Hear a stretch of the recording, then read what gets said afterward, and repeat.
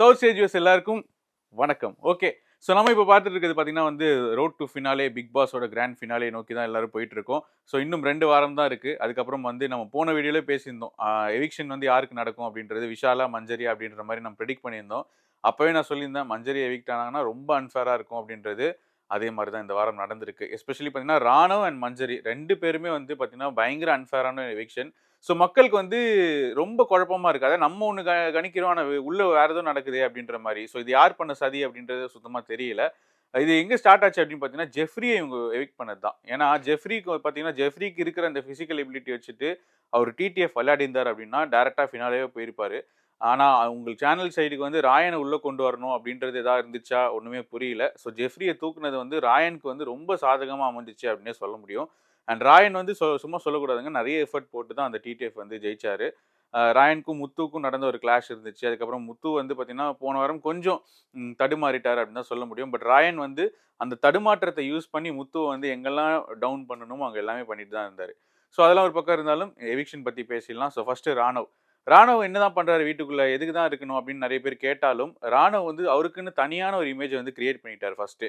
அதாவது எல்லாருமே ஒரு வழியில போம்போது, நான் மட்டும் நான் சிங்க்கா ஏதோ ஒண்ணு பண்றேன். நான் மட்டும் வந்து புரியாத மாரியே இருக்கேன் அப்படின்ற மாரி ஒரு தன்னைத்தானே ஒரு காமிக்கல் கேரக்டரா, ஒரு என்டர்டெய்னரா வந்து மாத்திக்கிட்டாரு.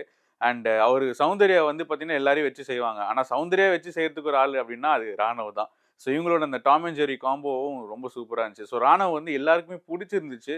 அண்ட் ஈவன் வோட்டிங்ல கூட பார்த்தீங்கன்னா, அன்அஃபிஷியல்ல கூட 3 பிளேஸ்ல இருந்தாரு. பட் அவர எப்படி எவிக்ட் பண்ணாங்க அப்படின்றது எல்லாருக்குமே ஒரு பெரிய கேள்விக்குறி தான். ஸோ இந்த கேள்வி ஏன் ஏற்படுது அப்படின்னா, அதுக்கு நான் பின்னாடி சொல்றேன் ரீசன. அதுக்கப்புறமா சண்டே எபிசோட்ல மஞ்சரியை வந்து எவிக்ட் பண்ணாங்க. ரொம்ப ரொம்ப ப்ரூட்டல் எவிக்ஷன் அப்படின்னே சொல்ல முடியும். அதாவது என்ன சொல்றது? ஃபைனல்ல இருக்கக்கூடிய மோஸ்ட் டிசர்விங் கண்டஸ்டன்ட்ல மஞ்சரியும் ஒருத்தவங்க. அதாவது எந்த தகுதியும் இல்லாம எதுக்கு தான்டா இவங்க உள்ள இருக்காங்க அப்படின்னு அருண், விஷால்லாம் இருக்கிற டைம்ல இன்க்ளூடிங் பவித்ரா கூட நான் சொல்லுவேன். பட் ஆனா அவங்கலாம் உள்ள இருக்கும்போது மஞ்சரி ஏன் வெளியில வரணும்? மஞ்சரிக்கு வந்து she deserves to be in the top 4 at least அப்படின்ற மாரி தான் வந்து பேசப்பட்டது. ஆனா இப்போ இது பண்ணது வந்து பார்த்தீங்கன்னா, பயங்கரமான ஷாக்கு. ஹவுஸ்மேட்ஸே எல்லாருமே ஷாக் ஆயிட்டாங்க. விஜய் சேதுபதியே வந்து பயங்கரமா ஷாக் ஆயிட்டாரு. ஏன் அப்டின்னா, மஞ்சரி வந்து ரொம்ப ஸ்ட்ராங் அண்ட் போல்டான ஒரு பிளேயர். அவங்க இருந்தா ஃபைனல்ல வந்து மத்தவங்களுக்கு அஃபெக்ட் ஆகுமோ அப்டின்ற ஒரு காரணத்த வச்சு இவங்கள எவிக்ட் பண்ணாங்களா அப்டின்றது இன்னுமே டவுட்டா தான் இருக்கு. ஸோ இது என்ன அப்டின்னா, ஷோ பார்க்குற ஆடியன்ஸ்க்கு வந்து என்னன்னா, அந்த நம்பிக்கை தன்மை போயிடும். நம்ம வந்து என்ன எத நோக்கி நம்ம போயிட்டு இருக்கோம் அப்டின்னு சொல்லிட்டு. ஏன்னா, அவங்களும் ஷோ பார்க்குறாங்க. டெய்லி ஒரு 1 1/2 ஹவர் ஸ்பெண்ட் பண்றாங்க. ஓட்டு போடுறாங்க. எல்லாம் பண்றாங்க. ஆனா ரிசல்ட் வந்து நம்ம எதிர்பாராத விதத்துல வரும்போது வந்து ரொம்ப ஷாக்கிங்கா தான் இருக்கு. அண்ட் எஸ்பெஷலி ரொம்ப எமோஷனலா இருந்தது என்ன பார்த்தீங்கன்னா, அவங்க அந்த அந்த ட்ரோஃபிய வந்து உடைச்சுட்டு தான் போனோம் வெளியில போம்போது. அத வந்து அவங்க பிக் பாஸ் கிட்ட ரெக்வெஸ்ட் பண்ணாங்க. என் பையன் வந்து ரியல் ட்ரோஃபி கேட்டான். என்னால குடுக்க முடியல பிக் பாஸ். நான் இத குடுக்க முடியுமா? அப்படின்னு கேட்கும்போது, பிக் பாஸ் வந்து ரொம்ப அழகான 2 வார்த்தைகள் சொன்னாரு. என்னன்னா, "மஞ்சரி, இதுவரைக்கும் நீங்க நான் சொன்னது எல்லாத்தையும் பண்ணியிருக்கீங்க. இது இது வந்து இதோட கடைசியானது. நீங்க உடைச்சுட்டு போயிடுங்க" அப்படின்னு சொல்லிட்டு, அதுக்கப்புறம் இந்த வீட்ல இந்த கண்டஸ்டன்ட் இருக்காங்க அப்படின்னு நான் பெருமையா நெனச்சேன்னா, அது உங்கள உங்கள மட்டும் தான் அப்படின்ற மாரி பிக் பாஸ் வந்து ரொம்ப எமோஷனலா சொல்லியிருந்தாரு. எந்த கண்டஸ்டன்ட்டும் எவிக்ட் ஆயி போம்போது பிக் பாஸ் இவ்வளோ நேரம் பேசினதே கிடையாது. ஆனா பிக் பாஸே மனசு விட்டு ஒரு கண்டஸ்டன்ட் கிட்ட பேசினாங்கன்னா, அது மஞ்சரி மட்டுமே. அண்ட் மஞ்சரி வந்து ஸ்டேஜ்ல வந்துட்டு அந்த சொன்ன கவிதையும் வந்து ரொம்ப அழகா இருந்துச்சு. So Manjari deserves to be in the final. But ஆனா அவங்க இல்ல. ஆனா அவங்க ஒண்ணே ஒண்ணு தான் சொன்னாங்க. "குமரா, நம்ம ஜெயிக்கிறோம்" அப்படின்னு சொல்லிட்டு. அந்த கான்ஃபிடன்ஸ் தான் வந்து முத்துக்குமரனை இன்னும் ஊக்குவிக்கும் அப்படின்னு நான் நம்புறேன். ஸோ இந்த வாரம் என்ன நடக்க போகுது அப்படின்னு பார்த்தீங்கன்னா, ஆஸ் யூசுவல் வந்து எப்பவுமே நடக்கிறது தான். அந்த ஃபினாலேக்கு முன்னாடி வாரத்தில வந்து பழைய கண்டஸ்டன்ட்ஸ்லாம் உள்ள வருவாங்க. ஸோ ஃபர்ஸ்ட் வீக்லேருந்து ஃபைனல் வீக் வரைக்கும் யாரெல்லாம் எவிக்ட் ஆனாங்களோ, ஒண்ணொண்ணா ஒரு ஒரு நாளைக்கு ஒரு 3 4 பேரா அனுப்பிச்சு விடுவாங்க. அண்ட் இவங்க பண்றது தான் இப்போ பார்த்தீங்கன்னா கேமே. அதாவது இப்போ கேம் வந்து இவங்களோட கண்ட்ரோல் தான். ஏன் அப்படின்னா எல்லாருமே இப்போ ஓப்பன் நாமினேஷன்ல இருப்பாங்க.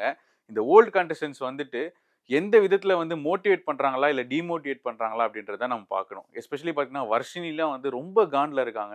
அவங்களுக்கு வந்து சொன்னாங்க, "நான் சௌந்தர்யாவோட பிஆர் டீம் எக்ஸ்போஸ் பண்ண போறேன். நான் உள்ள போய் நான் சம்பவம் பண்ண போறேன்." அதே மாரி தர்ஷாவும் அப்படிதான். ரொம்ப வெறித்தனமா இருக்காங்க. அண்ட் முத்து பார்த்தீங்கன்னா வந்து நேத்து எபிசோட்ல வந்து பயங்கரமா டவுன் ஆயிட்டாரு. ஆனா இந்த வாரத்தில ஐ திங்க் ஒரு ஃபேட் மேன் ரவீந்தர்லாம் உள்ள போம்போது, முத்து வந்து இன்னும் மோட்டிவேட் ஆயிடுவாரு. கேம் இன்னும் நல்லா ஆடுவாரு அப்படின்றத நம்புறோம். அண்ட் ரயான் பத்தி சொல்லணும் அப்படின்னா, இந்த டிடிஎஃப் டாஸ்க்க வந்து பார்த்தீங்கன்னா, ரயான் வந்து ஜெயிச்சாரு. சந்தோஷம் தான். ஆனா, எங்கேயோ வந்து அவர் வந்து முத்துவ கார்னர் பண்ணி, முத்துவ வந்து டார்கெட்டா வச்சு பண்றாரோ அப்படின்ற மாரி தான் தோணுது. நேத்து வந்து முத்து வேணா தடுமாறி இருக்கலாம். ஆனா, முத்து இந்த 91 டேஸ் போட்ட உழைப்பு வந்து வீண் போகாது அப்படின்றது தான் ஒரு பெரிய விஷயம்.